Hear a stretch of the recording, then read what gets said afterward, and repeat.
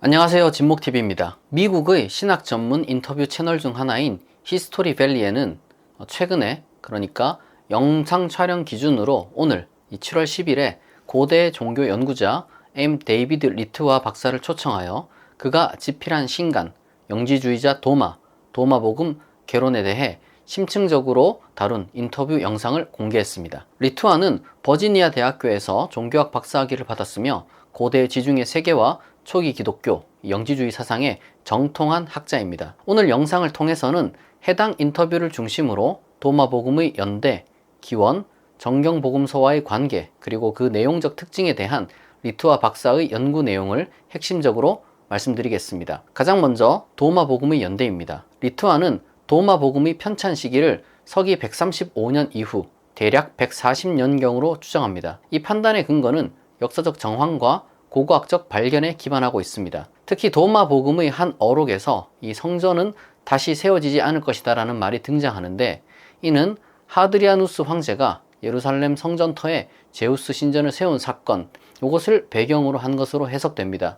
이 시기 이후 유대인 사회에서는 제3성전 건축에 대한 희망이 실질적으로 꺾였으며, 이러한 분위기를 반영하는 문헌이 바로 도마복음입니다. 리트와는 19세기에 발견된 200년에서 250년경으로 추정되는 그리스어 단편들과 그리고 1945년 나그 한마디에서 발견된 약 4세기경으로 추정되는 이 콥트어 완전본을 근거로 도마복음이 상당히 이른 시기에 유통되었음을 강조합니다. 그는 어떤 학자들처럼 도마복음을 누적된 어록 모음집으로 간주하지 않으며 현재 남아있는 사본이 반영하는 시점을 기준으로 삼는 것이 학문적으로 타당하다고 주장합니다.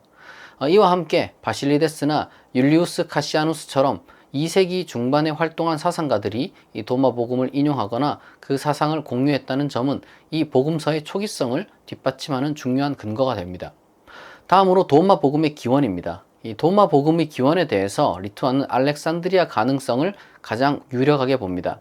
그는 도마복음이 내포하고 있는 신학적 구조나 사상적 지형이 알렉산드리아의 종교 문화와 밀접하게 맞물려 있다고 주장합니다. 그는 도마복음이 단지 한 지역의 산물이 아니라 2세기 알렉산드리아 기독교의 한 흐름을 보여주는 문헌으로 보아야 한다고 강조합니다. 리트와는 도마복음을 특정한 교단이나 교파의 정체성을 그대로 반영하기보다는 당대 다양한 기독교적 실천과 사상, 특히 영지주의적 자기인식, 내면적 구원론, 금욕주의적 경향이 한데 응축된 텍스트로 평가합니다. 다음으로 도마복음과 요한복음 간의 관계입니다. 리트와는 도마복음이 요한복음과 유사한 문화적 배경에서 출현했다고 주장합니다. 특히 그는 알렉산드리아라는 공통된 문화 공간 안에서 이 두 복음서가 상호작용했을 가능성을 제시하며 이 텍스트 간 경쟁보다는 서로 다른 기독교적 상상력의 결실로 보는 관점을 지지합니다. 요한복음은 예수를 유일한 구속자이자 구원의 통로로 묘사하며 믿음을 통해 생명을 얻게 한다고 말합니다. 반면 도마복음은 예수를 영적 스승 또는 쌍둥이로 그리며 그와의 동일화 혹은 자기 내면의 자각을 통해 구원에 이르는 방식을 강조합니다. 예수는 구원을 베푸는 자가 아니라 네 안에 이미 있는 것을 일깨우는 자로 그 역할을 담당한다는 것이죠. 일부 학자들은 요한복음이 도마복음을 공격하기 위해 의심 많은 도마의 서사를 만들어냈다고 주장하지만 리트와는 여기에 동의하진 않습니다. 그는 요한복음 속 도마가 단순히 부정적으로만 그려진 것이 아니라 복잡한 인물이며 궁극적으로 긍정적인 인물로 묘사되었다고 평가합니다. 이 도마는 비록 의심을 했지만 결국 믿음을 갖고 예수를 경배하기 때문에 요한복음이 도마라는 인물을 파괴하려고 시도한 것은 아니라는 것이죠. 리트와는 또한 이 도마복음이 마니교 문헌이라는 주장을 반박합니다. 그는 도마복음이 마니교보다 최소 한 세대 이상 앞선 시기에 성립되었으며 이 마니교는 후대에 이 문헌을 차용했을 뿐이라고 주장합니다.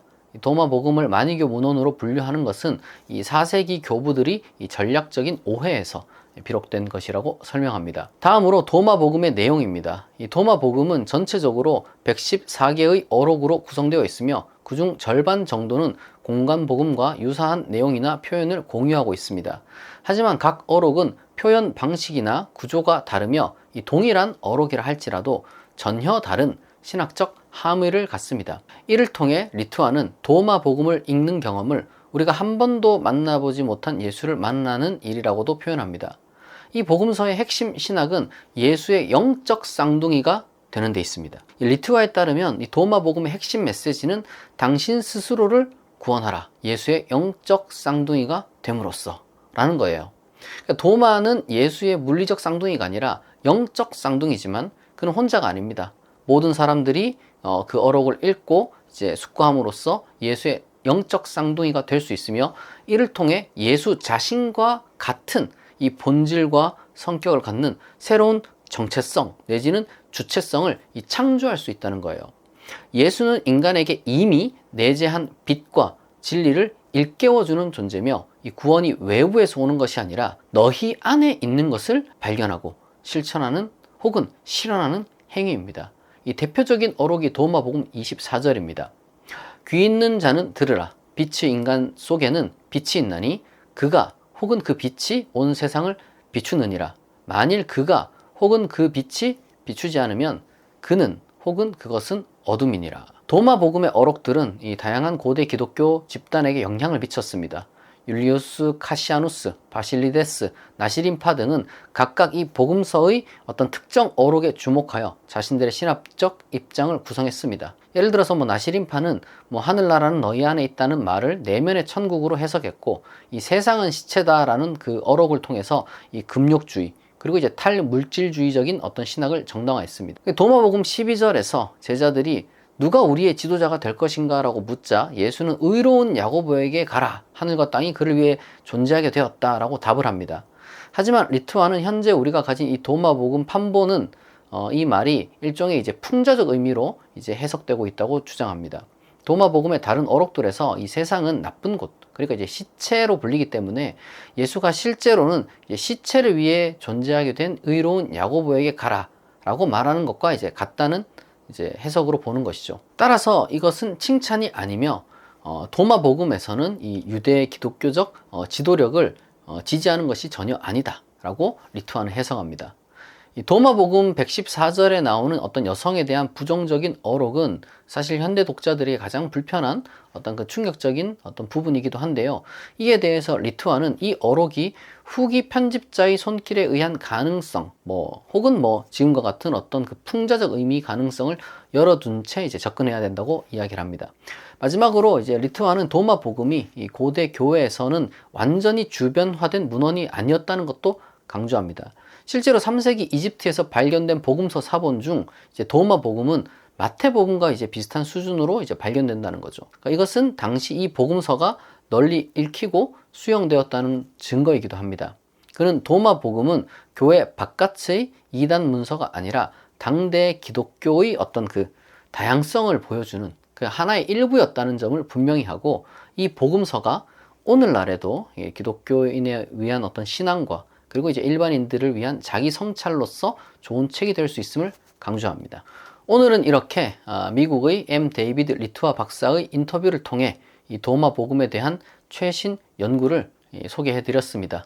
이번 영상을 통해 해외 신학계의 흐름과 논의들을 간접적으로나마 함께 나눌 수 있는 뜻깊은 시간이 되었기를 바랍니다. 시청해 주셔서 감사합니다.